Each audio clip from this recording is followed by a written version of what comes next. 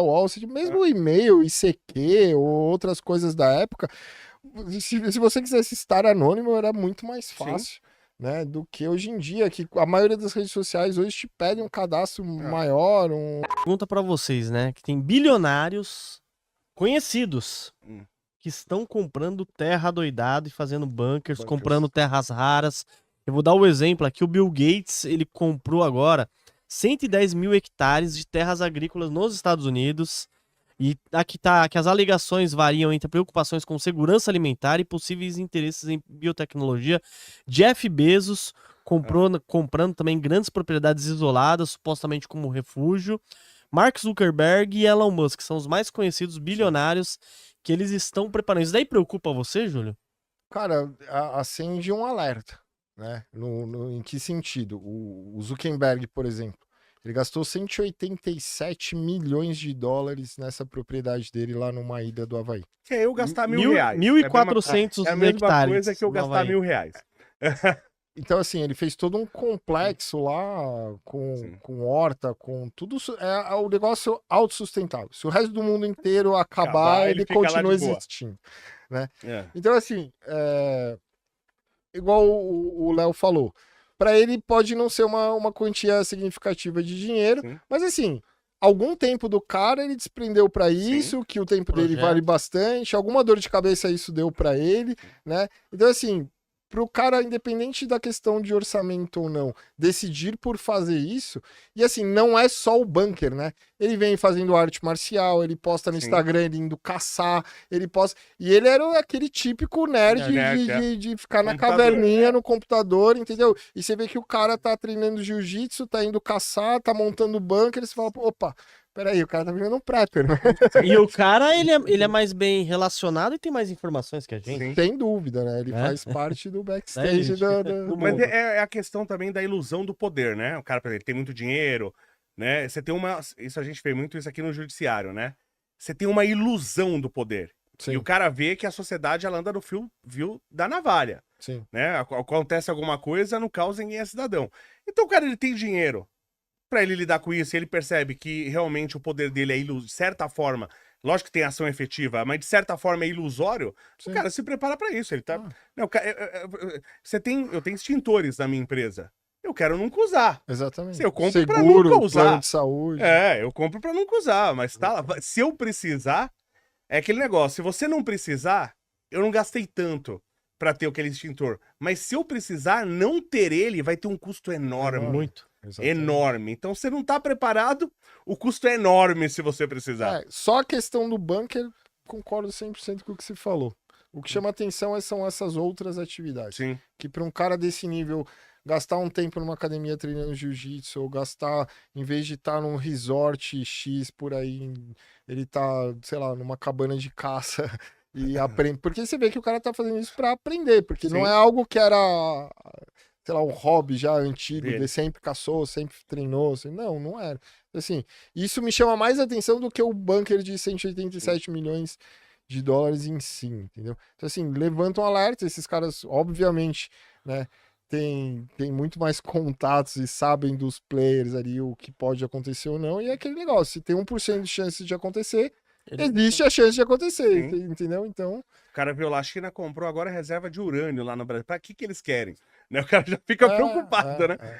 Exatamente. Verdade, vai fazer uma bomba. E assim, são tantos assuntos, são tantas possibilidades que podem vir... É que assim, quando a gente fala, vou me preparar, sou prep, não sei o quê, a galera só linka a um caos global, né? E que aconteça tudo ao mesmo tempo e que seja tudo a mesma coisa. E às vezes é regional, né? Com certeza, as enchentes do Rio Grande do Sul estão aí, né? Se não tivesse toda uma movimentação, o país inteiro ajudando e fazendo e não sei o quê, o negócio teria sido muito pior. E outra, para quem se preparou, vamos supor, o lance da, para que uma mochila para 3 dias? Pô, o cara que eles tiveram notícias que a represa ia ser aberta, que ia não sei o quê, então assim, muitos tiveram tempo de sair. Muitos não tomam essa decisão por puta, minha casa vai ser assaltada. Eu até entendo isso, mas assim, na hora, cara, infelizmente... É legítimo, né? Tem que é legítimo, porque o cara, tudo que ele tenta ali, ele sabe que vai perder tudo, se não for pela água, pelo bandido, pior, né? Era pior, porque depois teve que resgatar, ou então o bandido vai lá, você tá isolado, porque não tem nem como a polícia chegar, né? E aí, enfim, não é só o que o bandido vai levar, o que ele vai fazer com você isolado ali. Então, né? Se você não tiver uma arma é fundamental. Exatamente. E muitas vezes você sair e ter uma mochila de evasão, num caso desse, por exemplo, cara, mas aí eu vou pra onde, tá? Você teve várias famílias que foram para abrigos, né? Improvisados ali pelo governo, pátio de colégio, quadra, não sei o quê. É muito melhor você tá indo para um abrigo com um saco de dormir seu, com uma refeiçãozinha ali oferizada, com não sei o quê, com um kit seu, né? E você ter ali para você e quem tiver com você, do que você ir tá totalmente dependente do que vem dos outros. Da boa vontade dos Até outros. mentalmente você vai estar muito mais. Emocionalmente você vai estar muito melhor, porque ali é o seu saco de dormir, é o seu não sei o quê. Entendeu? Então, assim, isso faz diferença nessa ocasião. E você tem muito cenário que pode acontecer. Você tem cenário econômico, de colapso econômico, você tem de questão energética.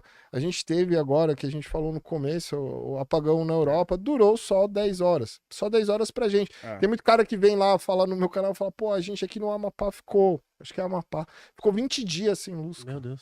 Então, assim, não é algo, solares na minha casa, não é algo impossível de acontecer, só que assim, ao mesmo tempo que vem o cara da Amapá e fala, cara, foi terrível ficar esses 20 dias sem luz aqui, não sei o que, foi o caos, blá, blá, blá.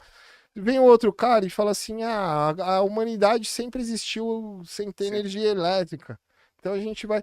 É óbvio, a humanidade não vai acabar, não é essa a questão. A questão é, durante um colapso desse, se você ficar 15 dias sem luz numa grande região, acabou a sociedade como você conhece. Ponto. Vai existir humanidade? Vai existir humanidade. Pode ser que isso não seja um evento global, mas mesmo que seja um evento regional em larga escala, vamos supor, um ataque em algum país que isolar aquele país energeticamente, né? Tudo depende hoje de tecnologia. Né? Aí o cara fala, mas é só não sei. Cara, não existe meio produtivo hoje, mesmo no agro, sem tecnologia, sem eletricidade, sem GPS, sem, enfim, sem combustível. Então, assim, não existe como você manter, mesmo que for um território isolado, sem a tecnologia. A humanidade, como a gente conhece, acabaria. Né? E às vezes o tempo de restaurar, igual você falou, pô. O mais provável um ataque hacker seria teoricamente mais fácil de restabelecer, mas e se for na estrutura física, igual você falou, destroem as usinas elétricas de um país? Quanto tempo demorou para fazer uma Itaipu? Entendeu? Quanto tempo demoraria para refazer? Né? Então, assim, é algo inimaginável, às vezes você vai ficar anos sem restabelecer. A pessoa fala, mas hoje energia solar, hoje tem eólica, tá, mas quem tem? Não é nem, sei lá, a porcentagem disso em relação ao todo ainda é muito pequena. É mais fácil você garantir o seu off-grid do que esperar que... Só que assim, o seu off-grid é para manter sua casa funcionando. Você não vai manter o GPS funcionando, a internet funcionando, o avião funcionando, a colhedeira automática funcionando. E outra coisa, se você tem isso, vamos supor, tem energia solar, off-grid e tal, não sei o quê. Você tá numa cidade... Aconteceu o caos, todo mundo perdeu a energia. A tua casa tá com a luz acesa, você virou o alvo da região. Um farol, você virou um farol. Virou um farol. É verdade. Todo mundo vai apontar pra você. O princípio é a arma, né? Uma coisa que é básica. A gente tem um problema extremamente cultural aqui no Brasil. Inclusive, eu acho incrível a desinformação. Mas o Brasil, ele é um país armamentista, se for olhar. Os antigos. Do ponto do povo, sim. Mas a mídia, sim. por exemplo, é incrível a desinformação. Eu vi um caso de um cara que tinha uma 9mm e a jornalista falando 9mm é calibre de guerra. Pô, meu, você tem que... Nossa, então a desinformação por parte da mídia é hoje um veneno na sociedade. E por isso que tem uma galera aí que quer a todo custo censurar a internet. Sim. Porque onde você consegue informação de qualidade? Você não vai conseguir informação de qualidade, por exemplo, sobre armas, sem ser na internet. Exatamente. Não vai ter na TV, não tem no jornal informação de qualidade. É por isso que eu defendo meios alternativos de comunicação, por exemplo. Né? Tem vídeos ali que acabam tendo menos views no YouTube, até as pessoas não entenderem direito. Mas vamos supor, eu fiz um vídeo explicando ali, mas muito basicamente tentar a galera entender ali o básico, o que é Bitcoin, depois o que é o Nostr, né, o Nostr, não sei como, que é uma rede social baseada em blockchain. Então, o anonimato é completo, né? Porque você gera uma chave de acesso igual a sua chave do Bitcoin, né? As palavras-chave, você tem uma chave de acesso, uma chave pública para outras pessoas te seguirem no seu perfil. E cada vez mais se mostra importante as pessoas aderirem a esse tipo de comunicação, de rede social. Porque assim, a galera fala, mas também anonimato, aí pode aparecer o cara que tem foto de não sei o quê, que... Né, sempre vai ter, né? Só que assim, tem no Instagram, gente. Tinha no chat da UOL. Então, direto. assim, exatamente. No chat da UOL. Pra quem não sabe, pra quem é da geração mais nova, a internet começou assim, no completo anonimato. E a gente sobreviveu. Né? Você tinha o chat da UOL, você tinha mesmo o e-mail, ICQ ou outras coisas da época. Se você quisesse estar anônimo, era muito mais fácil. Né, do que hoje em dia, que a maioria das redes sociais hoje te pede um cadastro maior. Eu comecei na BBS antes da internet, antes de 1994, que era tudo via comando, né? Tela DOS, ambiente DOS, tudo via linha de comando. Esse eu ainda não cheguei a usar. Eu tô com 42, né? Eu tenho quase a mesma idade. Mas eu usei isso aí. Então ninguém sabia de nada. O que acontecia lá e você tava tranquilo. Invista em prata com a Real com U no final. Dentro da plataforma você pode escolher quantas gramas você quer comprar, o preço máximo que você quer pagar. Assim você vai estar investindo diretamente num dos ativos que tem mais potencial de crescer, porque a prata ela é utilizada em painéis solares, indústria química, indústria farmacêutica, indústria automotiva, equipamentos eletrônicos. O celular que você está usando, provavelmente ele está cheio de prata dentro, e você pode ganhar com um dos ativos que mais tem potencial de valorizar. Para analisar ações, BDRs, fundos imobiliários, acesse a plataforma do Investidor 10. Inclusive, para você gerenciar a sua carteira, saber quanto de dividendos você vai receber. Inclusive, eu deixei a carteira da minha filha, a Laurinha, ela tem 3 anos e já invisto para ela. Todos os ativos tá no link aqui embaixo